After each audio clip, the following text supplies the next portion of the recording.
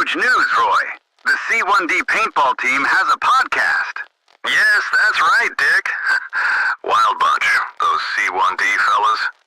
Tune in every Sunday at 7:30 Eastern Standard Time for an amazing podcast. Dad, come on.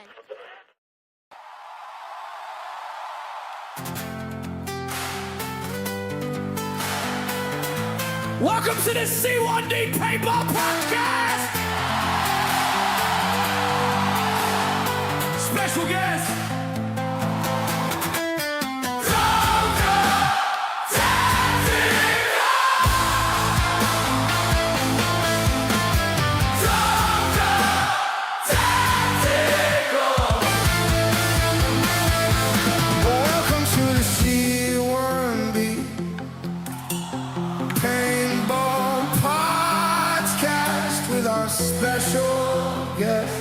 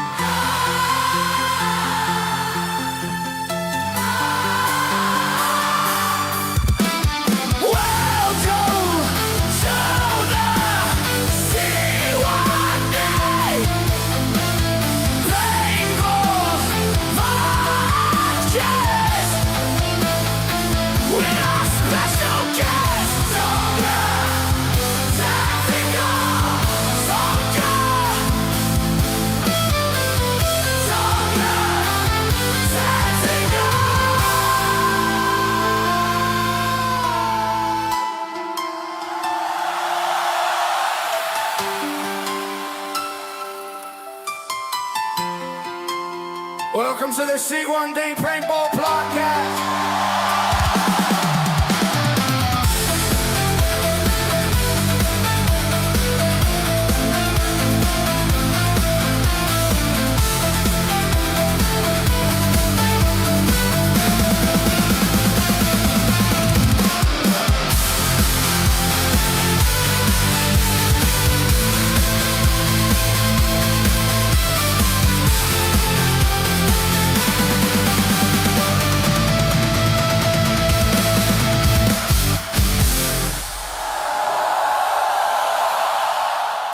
Welcome to the C1D!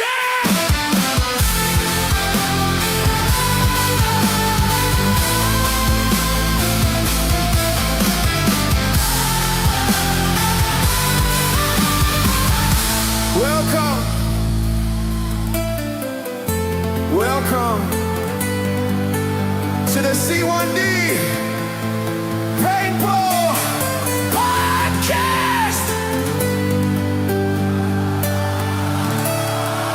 Welcome to the C1D Paintball Podcast.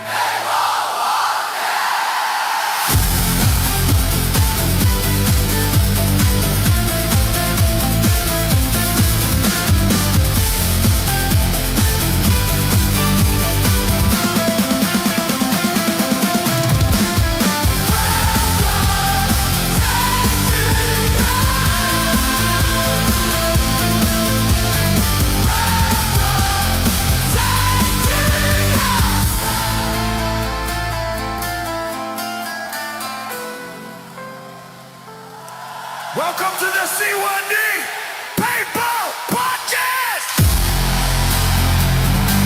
with our special guest.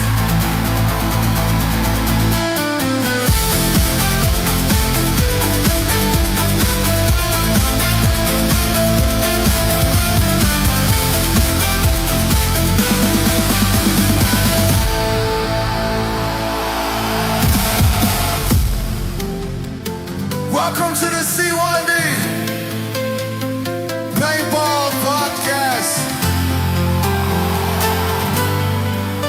Welcome to the C1D Paintball! Hello. I am Andrew from C1D Paintball. You're listening to the C1D Paintball podcast. I've got my regular co-hosts. I'm one of the co-hosts. They aren't my subordinates. We've got Connor. Hey guys. We got Mike. How's it going? And we got Jeff. Good evening. Now, normally we talk about our community. C1D, the things we touch and all that. And we've had people we talked to before that we play with regularly and such. But we have someone who simply, if you went and walked a regular day at Warzone and you'd say, who is the general? And they will say, our guest tonight, because we are honored to have the man, the myth, the legend, and I mean that, Tonka Tactical. Hey guys, thank you so much. I appreciate it. For those of you who are not listening, for those of you listening on Spotify, you're going to want to watch this one because that musical intro had a great introduction that Mike put together for Tonka. I don't know, Tonka, if you felt maybe this is what, like you died and this is what we show in your memory. You know, it's like, what the hell are these guys playing at? But, Mike's never done jack shit like that for me, by the way. But Tonka, welcome to the show. Thank you so much. I really appreciate it. I'm excited to actually be here. Very, very excited. And Mike, I got to tell you, that intro got my adrenaline rushing, man. That was an incredible intro. I just want to play the game right now, man. Too bad it's like minus 20 out there right now, but I just want to get out there and start playing, man. So yeah, thanks, man. I had a lot of fun. It pumped me up making it too, not gonna lie. Say it again, sorry? It pumped me up making it too. Oh, it was brilliant, man. It's brilliant. Appreciate it. Now, I just want to take a couple of seconds here because talking about C1D family, how Tonka is a part of our family and our extended family. We were one less. Jeff, our co-host, our friend, lost his father, who is also the grandfather of his son, who plays with us as well, Jared. And so our condolences go out to him and his family. And without anybody who could raise such a good man like you, Jeff, and to some degree, I'm still figuring out your son, and who could have raised you like that is obviously a good man. And it's only tea in here, but my hands up to the memory of your father. And there we go. Salute, my friend. All right. All right. Okay, replay that intro. Let's get the mood back up. Jeff's going, yeah, put some on with that. Okay. There's so much I'd like to get into. And it's funny because Mike goes before, do we have the layout for the show tonight? And it's like, man, it says, we just got stories. I said, we got stories percolating. And, I want to hear from you. I want you to just explain a little bit about yourself. Let's say somebody comes on the field and they see you and they're just like, hey man, I've never played paintball before. How long have you been playing? What's your story behind it?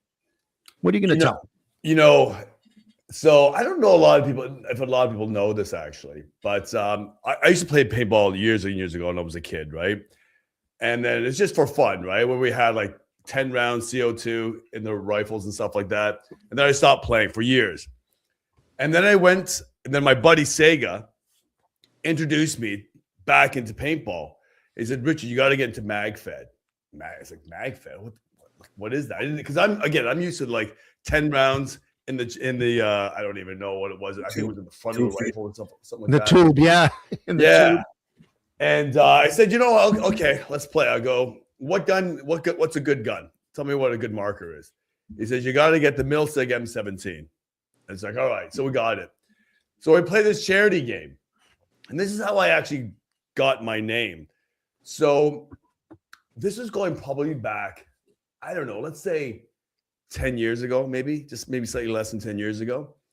And I was a bit bigger then, maybe like, I don't know, maybe 20 pounds bigger then. And I was playing this competition game. It was for charity. That charity, the whole event was kind of messed up in the end ultimately, but that was really, really intense, man. I was like, I got to win. I'm very competitive. And then one of my teammates got shot. He was standing on the side. And I saw this guy, opponents running down this field behind a bunker. So I'm going to nail this guy. I'm not going to nail this guy. So I go running, and I'm really in the zone. So I'm not really focused on anything, right? Except for nailing this guy. And then what I didn't realize, I was running so hard, I nailed my guy that was shot, my teammate. He went flying off. I didn't even realize it because I was so focused, right? And I ultimately nailed this guy. And at the end of the game, the guy comes up to me and goes, "Richard, man, you nailed me. You nailed me like a tank or like a truck." And I didn't have a call sign at the time. And he's thinking like, what's going to be a call sign? What's going to be? And he says, "You know what? I'm going to fucking call you Tonka." Tonka. It's like, yeah, all right, whatever. And that's how it happened. I just nailed my guy like as if I was a truck. Like I just ran and then that was it. And then I got hooked. Because before, I was also playing with the hopper and stuff like that, right? Actually, yeah. So when I started playing with my son, I started playing with the hopper. But I tell you, when you start playing MagFed, in my opinion, it's a totally different game. I think it's more on the realistic Milsim side in a sense. And so I got hooked, just, emptying the mag, throwing a new one and start running. Because you got to be really good with your shots because you only have a certain amount of rounds in each mag. And what you're carrying in your vest is limited. Whereas you have pods, you have like hundreds and hundreds of balls, right? Or hundreds of rounds, right? So, and that's how it all developed. And then in regards to my channel, my YouTube channel, you know how that started? Well, no, tell us. I'll tell you, I first saw your channel and, and it's okay, cool. He's got some good videos here, just some action getting into it. And then you started doing like you were giving away markers for the player of the game, the rookie of the game and all this. And it's like, and it's like, oh shit, he's only in Ontario. I go to Commando on that once a year. And I said, wow, like what a great positive force. And that was my first exposure to you. Okay. Do you know how that all started? Okay, I'll go back to my channel. Okay, yeah. Why that started was I figured, you know what I'm going to do is I'm going to record videos so that when I die, my grandkids and my kids can show their kids what I was like when I was playing with them when I was younger, right? Just kind of because nothing goes offline, right? So I just want to use it as kind of like just like a history of what I used to do because I'm very, very active with my kids. Like I try to stay in shape to run around. So if we go to the beach and stuff like that, I'm one of those fathers that I'm playing with those kids all day, every day, like just nonstop. And at the end of the day, I'm shot, right? So I wanted to create a history. And then it started picking up traction. And then how I developed the Facebook group where I started giving out all these markers and stuff like that, it all stemmed from Airborne, John Adams. And how that happened was I went to a charity game with Colin. His grandson, the photographer, his grandson had this genetic issue where he was going blind, I believe it was, blind and deaf. I can't recall, but he had this genetic issue. So they were raising money. So like, you're raising money for a good cause? I'm there. Yeah. So I brought my son there. I didn't know anybody except for Colin. And I think Sega was there. I can't quite recall. But anyways, so Colin, being the nice guy that he is, he introduced me to everybody. Now, I didn't really have anything. I brought my son who had, I think we rented a marker, or maybe I had bought him one. I can't recall now. But anyways, introduced me to Airborne, introduced us to Airborne. Airborne was amazing. If you've never met the guy, he is the guy to talk to. So he ended up giving my son his Tipex. He ended up giving him like a bandana. He ended up giving him this First Strike, barrel plug. Wow. And all this other stuff, just because he's such a nice guy. And my son was blown away. So every game to this day, he wears that headband. Nice. He won't touch the gun.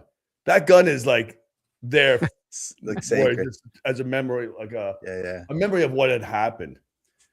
So then it's like, so I created Tonka Tactical, the Facebook group, because I want to replicate what he did, that good feeling that he provided for my kid. I wanted to replicate that with all these other kids and at the same time grow the community. And how that started in regards to how I started creating or providing markers by raising money is like we were talking at the top of the show, actually in the green room, whatever you call it, where I smoke a lot of cigars. I mostly smoke Cuban cigars. And the reason why I mostly smoke Cuban cigars is because I belong to this group where you can win case or boxes of Cuban cigars, like boxes like $850, $400, or whatever. So you put in like $20 in a roulette, not a roulette, like a wheel of names.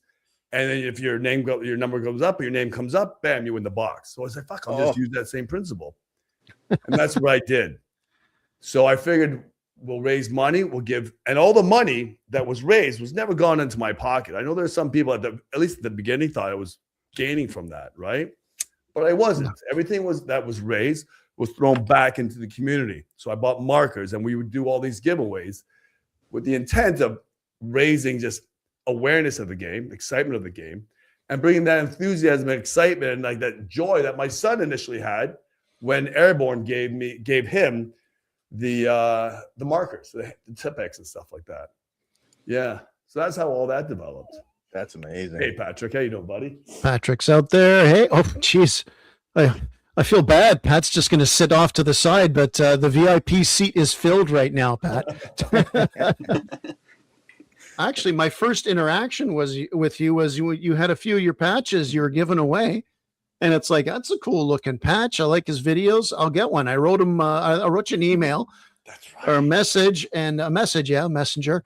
And it's like, yeah, my son and I, we play together and that. We like your videos and that. And he's like, in the end, he writes a little note because, he was giving one away to everybody. And he said, your note said, you need an extra one for your son. And it was like, this guy's cool. He's giving away patches. And to this day, I haven't given the man one back. So I guess that. You know what? You've given me a lot, man. You've given me a lot. So thank you. Yeah, the patches. Yeah, I got to get some new ones, actually. I always want out. Every season, I try to give out as many as I can just to give it out, Patches are great. Patches are awesome. It's funny, when we went to the Ballin' for Boobies at the Capital Combat Zone. Did I say that right this time? Yes. I've got that fixed finally. It took me 2 freaking years. He's got it written down behind his monitor so he doesn't mess it up. You showed him my wall, Connor? It's the and he squints up there. Geez, did I just forget what I was going to say in the story? Oh, yeah. Ballin' for Boobies. Ballin' for Boobies. Right when you walked in, those guys came up to you and said they. Oh yeah, they gave a patch right away. They recognized that. Well, yeah, but they announced we were going to be there, and the one guy came. Hey, I got patches for you guys, and it's like, oh yeah. Patches are awesome. Patches. I got mine from you at 0 hour. Me and my wife got them at 0 hour. That was great. It was a great game, eh? Dude, that was wild, and it was crazy to see you guys there because we were at D-Day like the weekend before. It was like the weekend before, and we was there too. And we were robbed, Tonka. That D-Day, I know they had us pinned a little at first, but we were freaking robbed. We dominated that. We dominated through. That still kills me. Let me tell you something, man. When I was running with you guys as a general in the second game, and I gotta tell you, that last pick of you guys around me is my favorite pick that I've ever taken, or someone has ever taken of us, or with me. Flag. I love that pick. It pinpointed exactly how that game went. You guys were a force. If it wasn't for you guys, I'm not discrediting anybody else, but you guys were a major influence in us winning that game. You guys were so well coordinated, and like I would just kind of kick. I never said this to you guys, actually. I don't think I did. I would just kick back, and I was in the middle of firefights with you guys. Yeah. And I just watched you guys. I would holy shit, these guys are well-oiled machine. I honestly, I was blown away. The amount of rounds and how you pushed everybody away was mind-blowing. You guys were mints. And that's why I gave you the award, man. You guys were brilliant. And I'm not taking away from anybody else that played along with me. There were some great teams out there. Some individuals really stand out. And you guys were definitely that team, man. Unreal. The best part about it is we were all just out there having fun. Obviously we were out there being serious, but we were out there having fun, and it it shows. Oh, it definitely showed. It definitely showed. But you guys are brave, man. You guys are a strong force, man. And you guys are only growing, right? You're a big team, a bigger team now, right? Yeah, we're a big team. We got about, well, the thing with us is it's always, how would you describe it, Jeff, is, we got guys. Yeah, good. We have fluid, but at the same time, there's some guys that just do drop-ins twice a year, and we see them, and it's like cool. Right. But we always tell people. Trent doesn't miss an outing ever. He's there every single day. Yeah, the flag bearer in that picture, the awesome one. Oh yeah. The guy holding the flag next to you. He doesn't miss an outing no matter what. Oh, I loved it. I remember the first D-Day. Tonka's there, and they're making him do all these puzzles and stuff. And he's got a detail covering him, right? And he's out there running around. It's like, that was the first time I'd seen in general be so active in the field, because and we were close to the front line, but not like stupid close. And it's like, well, that's pretty cool. And and it was such a good game, but we just got pinned early. The second, and we got the second year that when you won it all. I mean, you drew in so many good people that buy into your positive vibes, and like leaders of groups and all that. But I mean, that game with you out there, it's like you were in the front lines. We'd be sitting there, and by the bridge and all of a sudden Tonka's there. It's like, he's the general. Like, don't let him get hit. And And this year, you can see the picture they got up on the screen for those of you not just listening on Spotify. Love it, man. He's not the general, but the guys see Tonka's up there. Go support Tonka, see what he's doing. And a couple times. Was the general. He was the general. He was the general. Yeah. We knew where to go. No, the general last year was us. Oh, yeah. At one point, I was in the forest with you in the second half, Tonka, when the second half started. And me and you were just standing there, and I'm looking at you like, what should we do next? It's like, oh, shit, he's not the general. But I realized, I don't care. Hey, man, what are we going to do here next? And that was that might have been one of the famous delayed charge. Were you there when that happened? D-Day last year, just after the second half, all along the tree line there at the top of the forest. Yeah. Somebody said they got injured. Right. I remember that. Yeah. And then everybody from your team ran over there, and their medic is there with their flag walking around looking where everybody is. And I'm like losing my shit. It's like, where's Connor? I see one medic, and where's Connor? And then another one. It's like, and then I'm yelling at them, just, there's kill lines here because of the rain. And it got us so mad and but pumped up. But yeah, that was the best. When I look down, I see guys like you and some of the other veterans on it. I mean, those are the best moments. But you know what story I want you to tell now, Tonka? What's that? In that same forest. Was it year one or year two? Connor, you know the story. Do you want to ask? Do you remember what year it was and ask him to tell the story? I think it was the year we won it all with Tonka. It was year two. Are we talking about up in the woods? In the woods. Those guys had they're fabricated. Their mobile fortress, bunker. Connor. Oh, God. Oh, God, dude. Yeah, so, Connor set it up here. Like, is that legit? We're all going. That was my first year. Yeah. No, I can't believe I forgot about it. But was that the first year, like general, or the second? That was the first year, I think, right? No, it was the first. It was the second because because I was shooting in the porch. I'm going, I'll shoot it anyways, but it's like, what the heck? Who's going to explain what it is? Connor, did you see it? You saw it in the parking lot or something at first, right? Yeah, it's like these people. It looks like they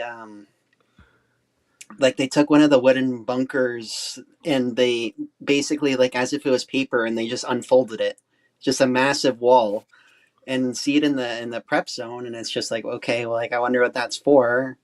And what was it? At the start of the game, I run up with my friends and stuff, and eventually we see it coming at us. It's like this huge tank wall, and it's like, that can't be illegal. I'm like running back, like, guys, they're like a turtle, right? Yeah. Like a turtle, they stand up, crawl, go down. Yeah, I remember that. It was huge. It was a house. It was a house. It was like 4 people carrying it too. It was... But what did you do, Tonka? I heard this story, and remember, Okay, it's been a couple of years, so I want you to embellish it to the max because that's why stories get better as they go along. All right. the Tonka crane, So the Tonka crane. we were up there. Okay, I'm gonna tell you right now. I hate cheating. I'm gonna hate cheaters. Yeah. It's like you're gonna play. Listen, I understand. Like it happens to me. You know, the adrenaline's rushing. You get hit. You don't realize it, right? Because your adrenaline's rushed. That happens. Whatever. It happens all the time. Just whatever. But God, so we're moving forward, and I see this fucking bunker, this moving mobile bunker. It's like, wait a second. So we're shooting at it or whatever. It's like, get that bunker out of here. Get that bunker out. And so that's it. Fuck it. That's it. I just walk up. I fucking grab it. I ripped it away from everybody. Little did I. So I thought they were all, because, you know, D-Day, all these big games, mostly all adults, right? Yeah. So I thought they were adults. So I'm like getting all pissed. Meanwhile, they're like little kids. And they're scurrying like fucking turn on the lights, cockroaches run, right? No clue. I felt so bad, dude. I felt so bad. What are you doing? And then there was one, it's like, but Mr. Tonka, you gave me a marker last weekend. I know, dude. I felt so bad. Bad man. Bad man. That was the legendary. I just remember walking up to this like cardboard thing at the top of the forest. It's like, is this new? Yeah, I didn't know, man. I didn't know. It's like, you know what? I'm more like, I'm very competitive. Anybody knows me, I'm very, very competitive. I don't like my guys getting nailed. I don't like to lose and all that sort of stuff. And when I see this, like this violation, it's like, we got to call this. We got to call it and just do what I did. But had I known there were kids in there, it's like, forget it. We'll just let it ride. We'll just let it ride. No, But, yeah, the thing is, really guilty. In fact, I think I tried to find the kids afterwards, but who knows where the hell they went, right? So They haven't stopped. They went home early. yeah, never to play a game again, right? I would have laid in the brush I'm sorry? I would have laid in the brush, taken a purple smoke, lifted a flap, and put it in. Why not? Why not? It's for content, right? Yeah, you know, I wish I had that on camera. Maybe I do. I don't even know. I must have it on camera. So, but, yeah, it was pretty crazy. Tell me, because you had 2 summers where you were like general at a whole bunch of different places. Yeah. And for the right reasons, because there may be people listening to this, and nobody really does, but there may be there's some guy in his underwear in Romania who's never been to a big game, even though his grandfather pushed back the Nazis. But anyway, but you know, the big game is, you know, I'm going to get on that roll again. And we got guys from Czechia. They're contacting me again. Google Translate isn't from Czechia. These guys, well, Tonka, I mean, I know you've traveled. Yeah, that's it. Those 2 summers, you were everywhere. Yeah. You were absolutely everywhere. That's where I was going with that point. I mean, it's not easy being a general. And I know that with you, you don't take it lightly because you just don't show up. And it's like, well, I guess I got a place close to the field to set my gear up and that. You take it to heart. You get there early. You know, is it all driven by your passion? Is it your, you know, for me, you seem to be a guy that's a man of his word. I try to be. You know, first of all, when someone asks you to be a general, it obviously is an honor. And so you want to respect that, right? And so I try to respect it as much as I possibly can. I try to, you know, I'm a busy guy in life. I got a bit of shit show happening in my life right now. But besides who doesn't, Tonka? Don't worry, man. Yeah, true enough. So you try to like enlist a bunch of people and stuff like that. And just like, for example, Honey Badger 10 there. You know, you're giving all these, like, I don't know what you call it. Like, you're giving these maps and these puzzles and you're trying to solve it. I tried to, I just did all these because you want to be a good representative. And then, of course, you don't want to let your team down, right? So I'm, like I said, I'm very competitive. I want to win it all. Not at all costs, but I want to win as much as I possibly can, right? In all the games that I play.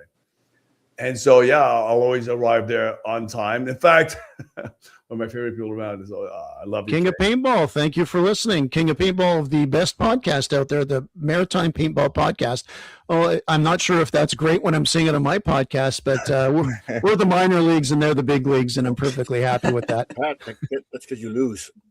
Oh, Patrick McGooey, I hate being a general.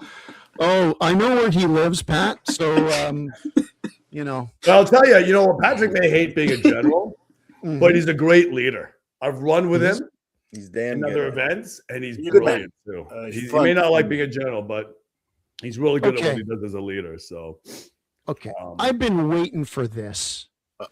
You guys seem to be into a lot more scenarios north of Toronto, or what we'd say mostly is like Northern Ontario, you know, central Northern Ontario. There's a lot, and I know a lot of the guys are trying out some airsoft as well. Connor, I did it a couple of times, but even these big paintball scenarios, Beaver's into that.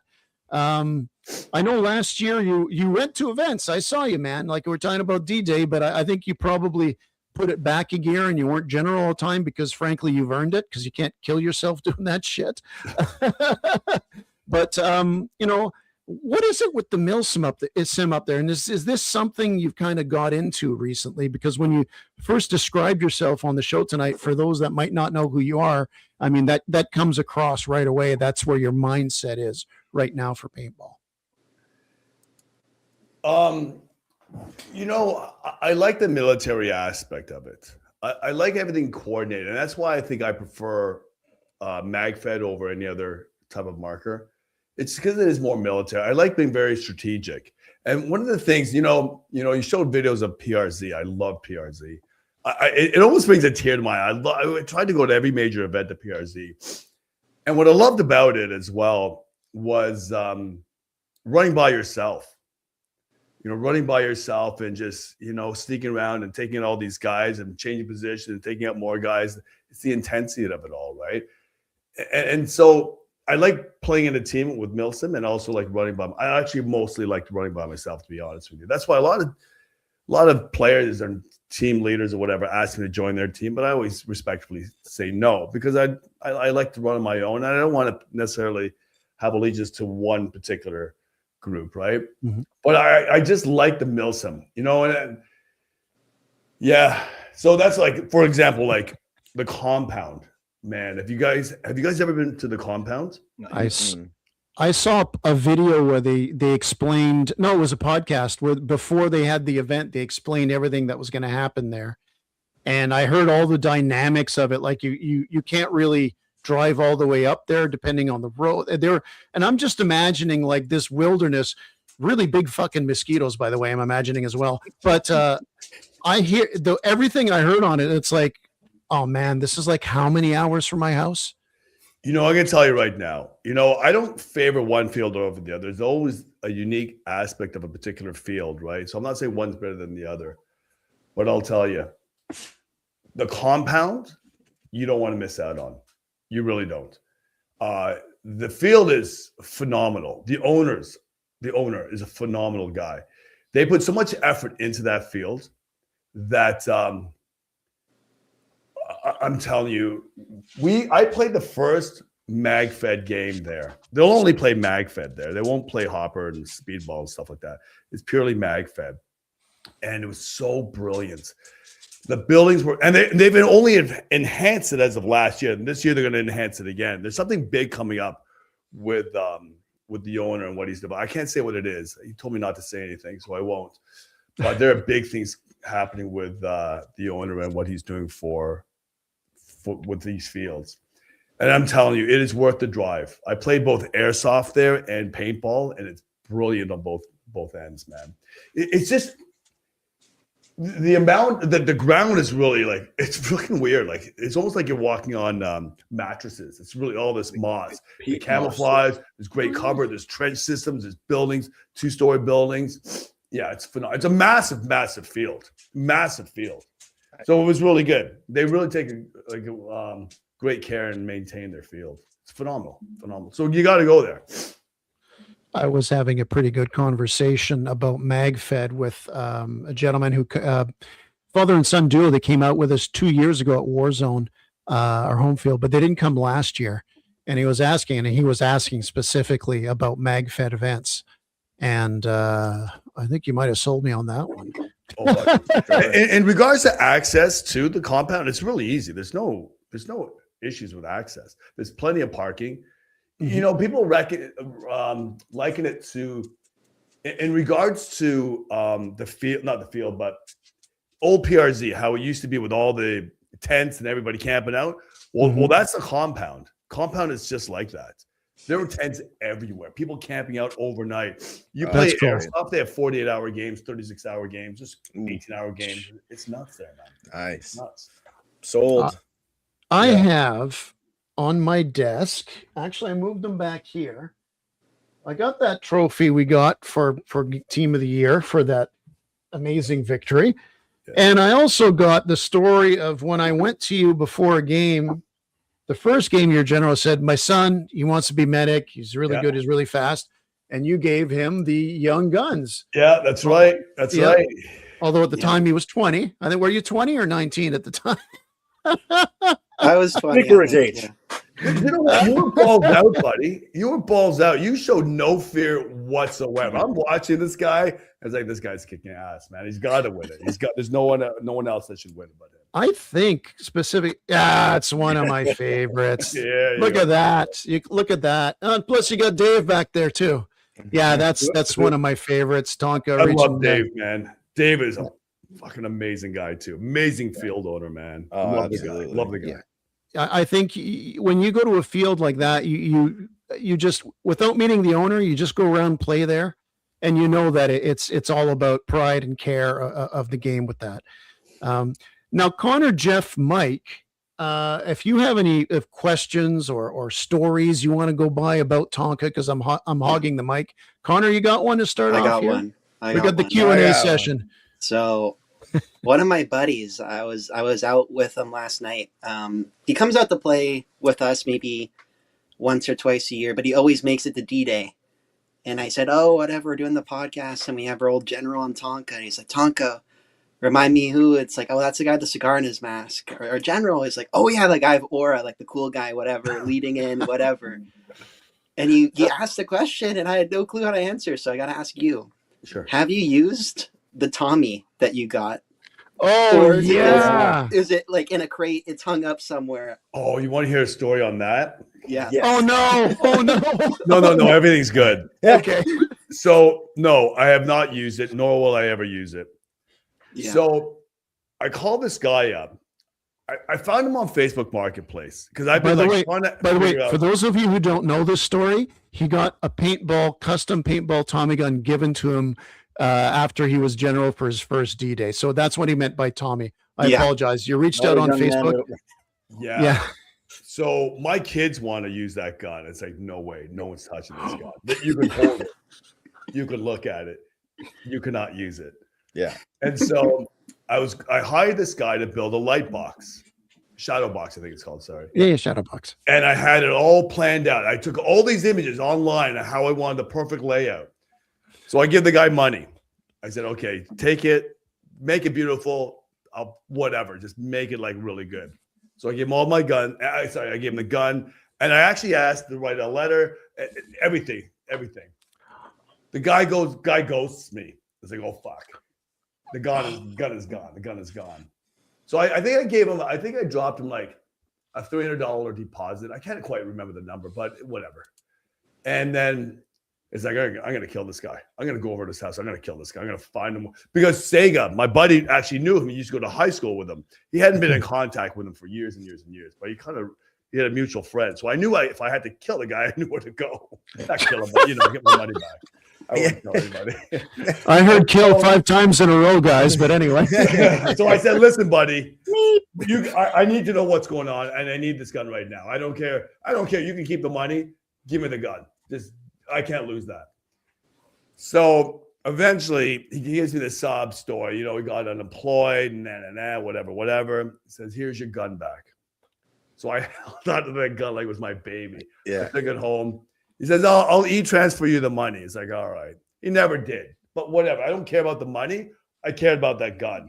So it's sitting there on my wall in my other house there. Well, I'll tell you about that story another time. But so it's in there on my wall, and I will never have. No one will ever touch it. I got to find. Actually, I have a patient that might be building me a box, anyways.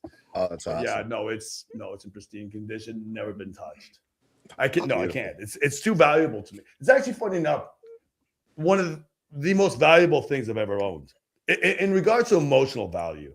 You know, yeah, it was very, very touching. And normally I don't cry, but I almost shed a tear when he gave it to me. Yeah, that was sweet. Yeah. That was sweet. Yeah, I mean, but that's what D-Day is all about. It's like, hey, this is. I might have said something in a ride home with Connor that's, I guess Tonka's ride home wasn't as bad as it would have been if you wouldn't have got that gun there. Yeah. You know, I got to tell you something about Dave, the owner of Commando. One of the things that he said to me on both games, as he probably said to both generals, he said that he doesn't care who wins. He cares only about the player experience, make sure that everybody has a good time. Mm-hmm. And that's how his theme is through all his games, man. And so you create that environment, right, where everybody just bonds, whether you're on one side or the other. You know, you bond, and it's just you have a good story. It's like, who the hell cares? In the end, who cares who wins, right? It's all about the story. Like, what? You see that, man? You see that picture? And that. That's all it comes down to, right? Of all games, of all fields, right?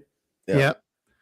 Well, it's just little things. That picture that we showed where you're with Connor and Trent's got the flag behind you. Yeah. Connor's camera caught you coming in, and he gets to you, turn around, he goes, "Oh, C1D," and he's like that, and it's just I'm watching it there, you know, like late at night trying to edit this video, and it just puts a smile on my face, and it's like, yeah, you know, it's what the game's all about. But I'll tell you, that picture itself encompasses the vibe. When I was running with your team, your team covered my ass all the time.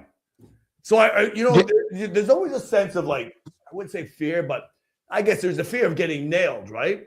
Mm-hmm. But when I have you guys surrounding me, it's like, no worries, we got this, man. We got this.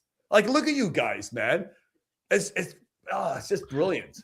Well, I'm not sure who the gentleman in the back is with the boonie hat, but this is what D-Day's all about. You got two C1D guys. We play once a year with Tonka, but he's earned enough respect over friendship and over being the general for 2 previous years. Then you got a random guy there. Yeah, we need it. Go up. We always protect the general or somebody like Tonka who's knowledgeable in the field, because he's rushing up like that. As you protect his ass, he's going to direct the guys from the front. Get everyone going. Yeah. Look, I'm not being like some sort of elitist with big games. But I mean, I think one of the things, a prerequisite when you go to a big game, it's like, yeah, you can, I know, and there's people that sit back and they snipe all day. But at the end of the day, you want to be part of a bigger thing. And I've told snipers that before is, hey man, we're trying to get in here. Can you try to pick somebody off there? And they're fucking thrilled. They're thrilled. You know, they're sitting there with the big suit. They're probably going to die and they'll find them next D-Day in a ditch somewhere. But I mean, you got to be included, and I think when you were general and your opponents both times were I forget who it was, bad with names, but they were good generals as well. But I think those D-Days compared to the ones I'd played before, it just got amped up. Everybody was more on side with that, and just amped it. Jeff, do you have any questions down there? I just see you drinking your coffee, looking tired. Wake up, man. No, wake up, bro. It's not coffee. It's not coffee. Oh, no. Like the memory I have is like we were covering Tonka up on the ridge by what we call Bear Hill, and that's when we saw that mobile bunker coming across the field. And I see. Oh, you were there. Yeah, I was next to him, and we're putting shot. They opened the flaps to shoot out, so we're shooting in. We're getting them, but that's why they didn't move as far. They're keeping behind that cluster of branches that they had piled up after the storm surge hit, that the microburst hit. So they were trying on the far side of that. They wanted to move up, but we just kept them back. And I see Tonka. Okay, we'll keep them covered. We'll cover Tonka. What do you want us to do? And then he starts just walking past. I'm going, how are we going to cover you back? Like, where are you going? Oh my! And he lives. And what are you doing? And they like answer. and they're scattered. They just scurry all over the even the place. team, the opposite team, are all going, "Oh." I don't, you know what? When I was Shooting, walking and up when pissed, I we're don't waiting think for- anybody even shot at me. I No think one shot. they knew But I I was just you raging. had this like, I've had enough of this shit. Boom, boom, boom. And I can see the flaps and they never shut. Oh, and they close and they start in the room backwards. He walks up, literally hand over the top, grips the whole thing off, and throws it behind him. And everyone stops shooting. Or going, ooh. And he's like I said, these kids literally. They just scat. It was funny as all hell before anyone remembered to start shooting again. But no one shot him either. And he starts stomping back, and we're going. I guess this is like a, like an executive decision made by the field, so to speak. It's like refs are going. I'm good with it. yeah. You know, I think that was one of the most talked about situations of that whole game. Even going, do we have a mobile bunker on the field? No. Yeah. Oh, I thought it was legit. Someone said it. I was laying down in the back, and I was like, what the hell is that? And someone's like, it's a mobile bunker. And I was like, okay. And then someone behind me was like, oh my God, what is that? I was like, it's a mobile bunker. Don't worry about it. Just shoot it. And all that went down. So yeah. I was like near the main town, and Connor ends up running to him, and he's laughing. He's doing this like he's right now. The smile he's got, the goofy laugh. You never believe what happens. This happened over there. And in my head, it's like, did you run over here just to tell me this? Then he just runs along to the next guy. Yeah. That was I saw the fire, his red eyes, and the little devil tail poke out of his back when he stormed up. And it was glowing. I must have that recorded. I must have edited out. Yeah. But I think the terms he almost lost his shit or something. And it's like, yeah, no kidding.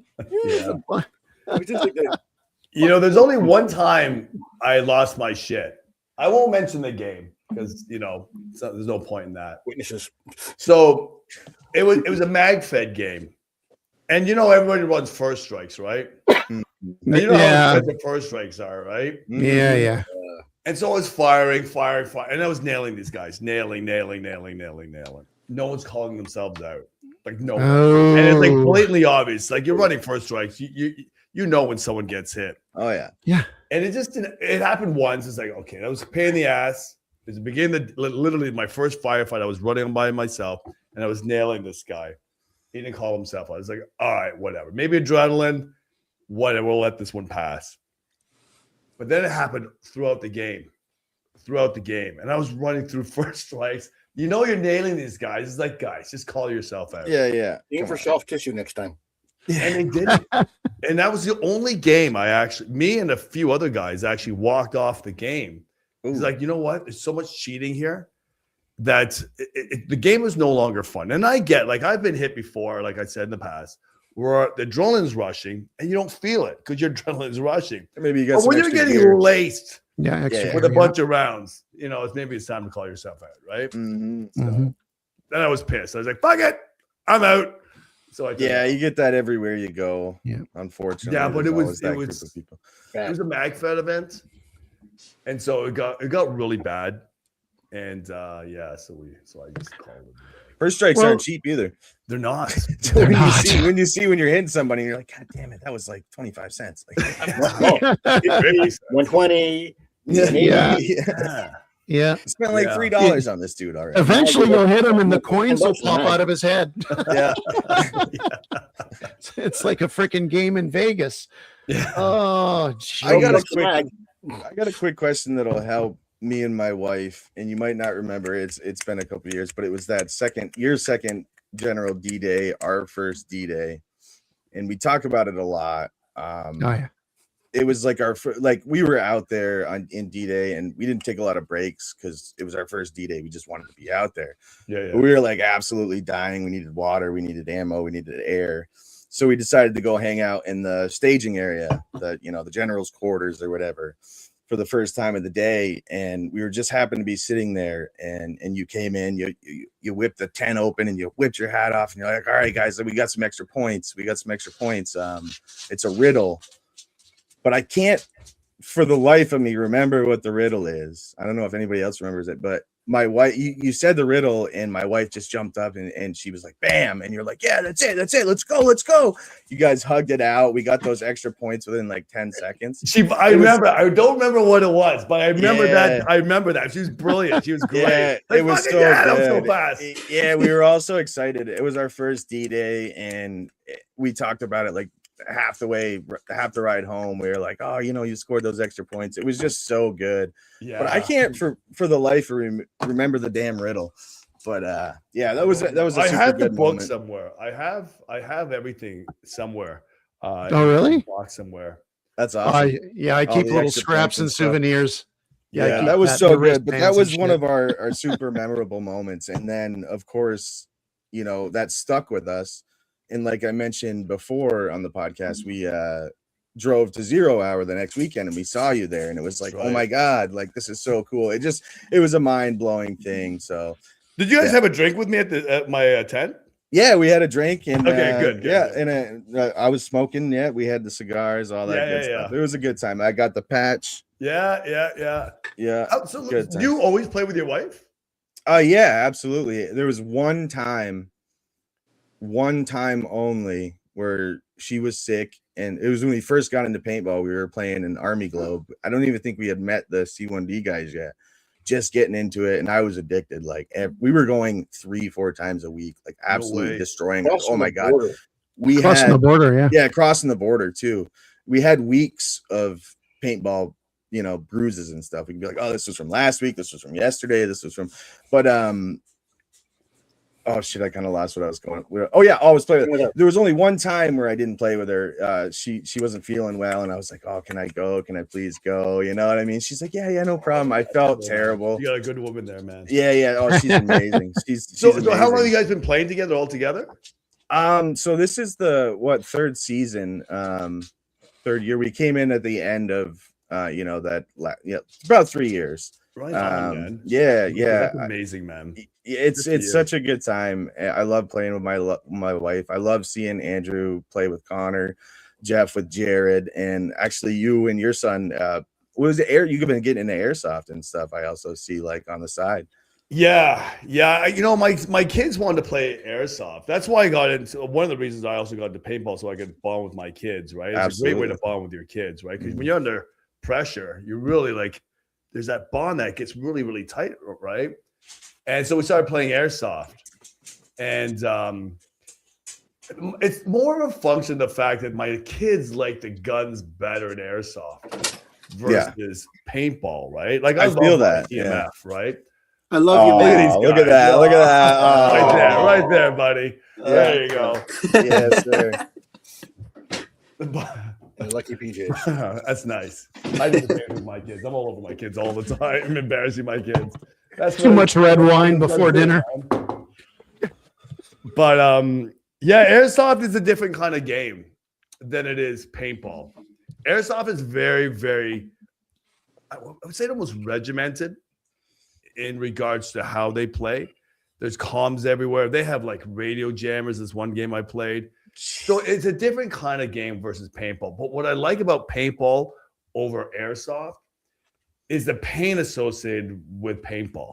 Yes. Like there's no pain really with airsoft. And that's why my chest. There's no fear. No fear, no adrenaline. You have no reason to want to not get hit. Like no, well, I'll tell you, there is. Okay, yeah, you raise a good point. Okay, so there's no fear about getting shot from the pain. But there is fear getting eliminated. So you're still playing cautiously, but there's nothing like getting sometimes I got nailed in the head and you're like just wincing in pain, rolling on the ground. You get nailed in the nuts. You're in a lot of discomfort, right? Like you can't see the scar now, but I have a tattoo over. But I have a scar there because the ball bled out. The round broke my skin. Yeah. And so it's not really there as intensely but again, airsoft is a phenomenal game as well. I like the pain. And that's why PRZ, oh shit, man. PRZ, I love to run by myself. And I love to run in the buildings by myself because it was the intensity, the adrenaline rush was insane. And when you're in the buildings and people are running first strikes in the buildings, you're going to be in pain if you get shot. Yeah. And the adrenaline. I wouldn't say there's anxiety with it. Maybe there's a certain degree, but more the adrenaline and just nailing these guys and avoiding getting nailed and being stuck. You're everything. Your senses are just really heightened, right? Especially when you're running on your own. But yeah, so that's the difference I find with airsoft versus paintball. The balls fucking hurt, right? Yep.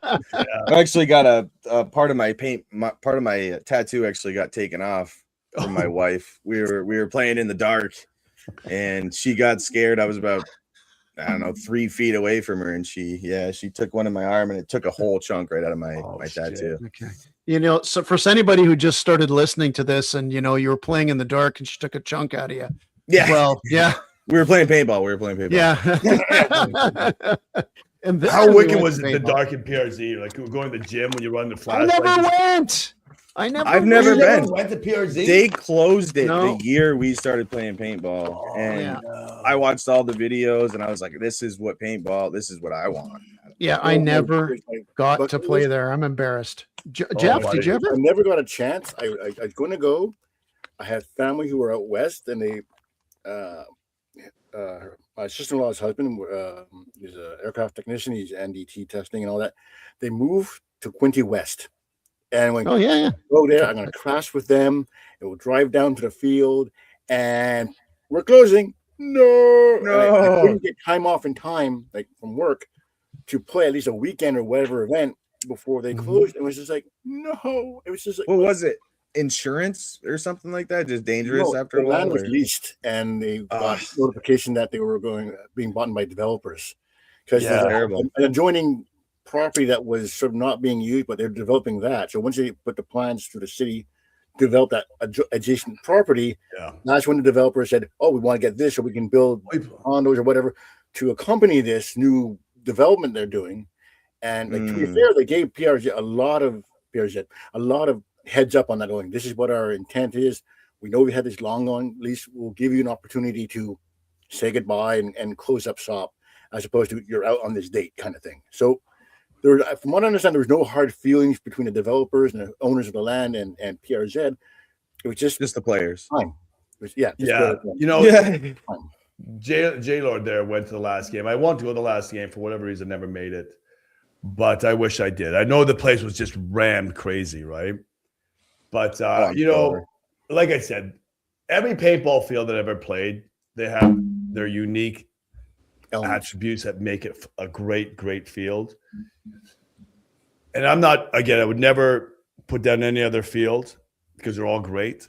But PRZ was top. It was just so unique. And I think it was so unique because it was a big building, 3 stories, 2 stories, 1 story. It was an old insane asylum. You know, there's like, the owner showed me pictures of these ghost hunters, showing pictures of like these spirits. I have it on I should send it to you. Yeah, it's like a video game app as close as you can get to like a classic video game app, 100%. And you know what? It's dark and scary. People throwing flashbangs in there, smoke grenades. Yeah. Yeah, it was massive. Yeah, massive. Wow. Yeah, Jay was there. Jay was he's been playing with us for about 4 years. Huge turnout. Owners never expected so many players and ran out of paint. David Commando drove from Ottawa to deliver. They were telling me. No way. That's how great Dave is. So Commando. Wow. He's all about player experience. Like, let's go. You know, that's. Oh, they need our help. Let's get in there. That's beautiful. Yeah. Dave, that's like the community in itself, right? Everybody's there to help each other, right? Yeah. I hate to say this, boys and girls, but we're running up close to an hour here. No. And I just want to we'll say our goodbyes here. What are your plans, Tonka? We're going to see a D-Day, right? Oh, 100%. You know, so I've been like radio silent for a number of months. I don't want to get into what I've gotten into, but I've had some serious personal issues that I won't get into that I had to steer my energy towards. So that's why I haven't been participating, but things are slowly getting a bit easier now. And now I'm going to start playing all the games. I'm going to go to the new 0 hour that's coming out in New York this year. Yes, let's go, baby. 100%, man.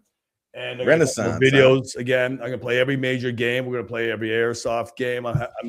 My son and I are going to head. Oh, I'm going down to Florida. Shit, I just remembered. I got to talk to my buddy who rented an Airbnb. I can't remember what game it was.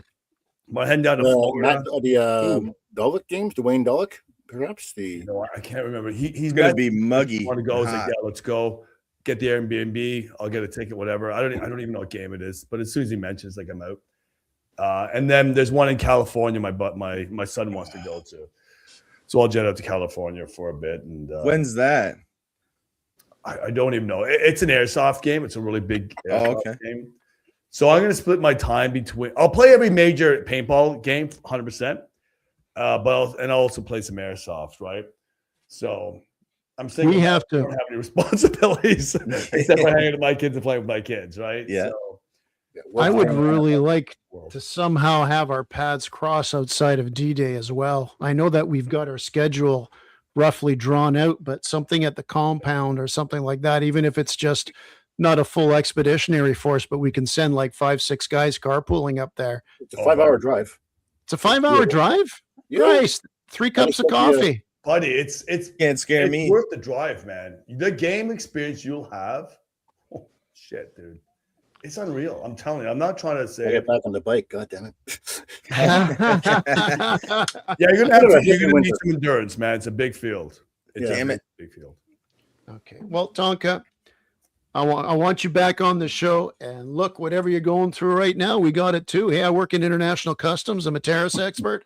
I had one hell of a 2025. Let me tell you that.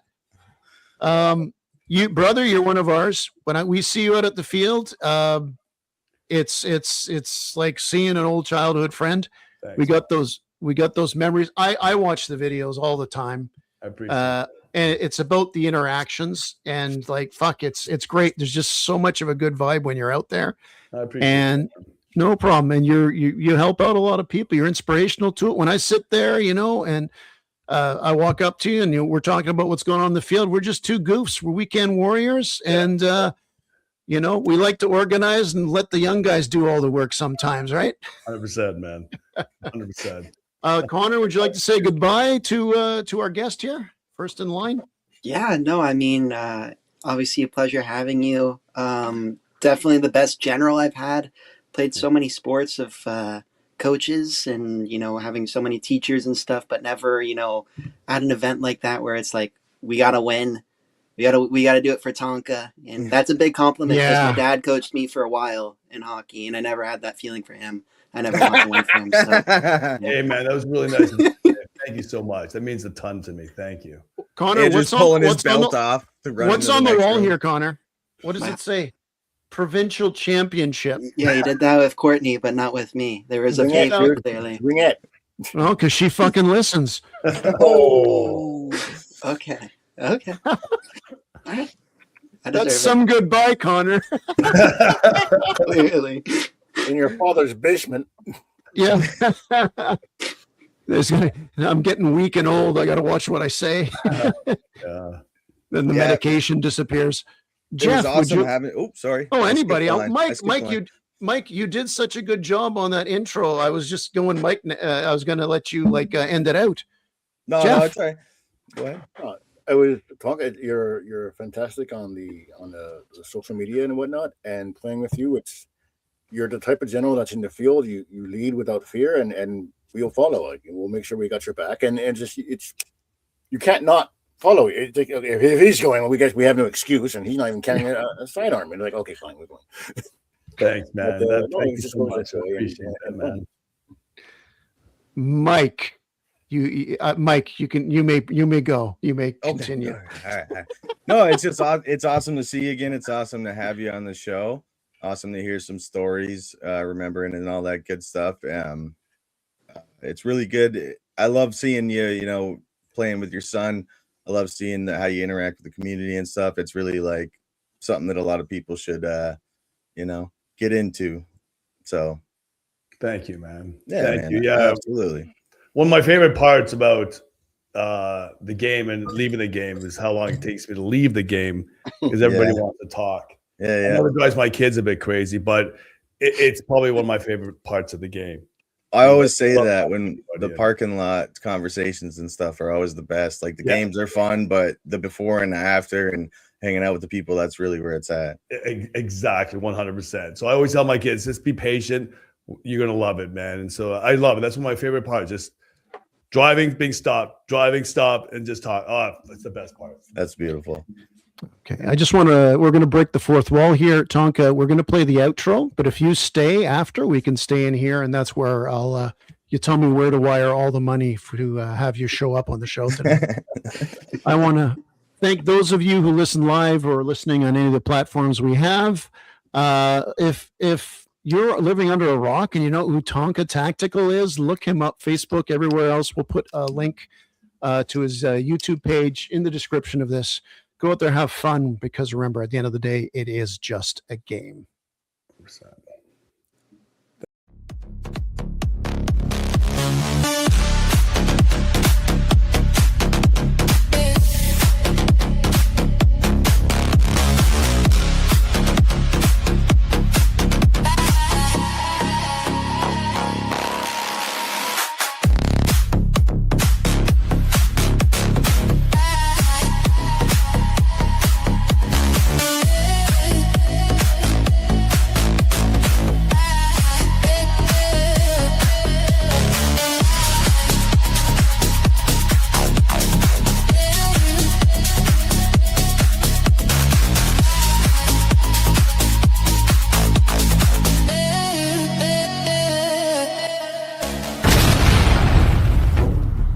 C1D Paintball Media.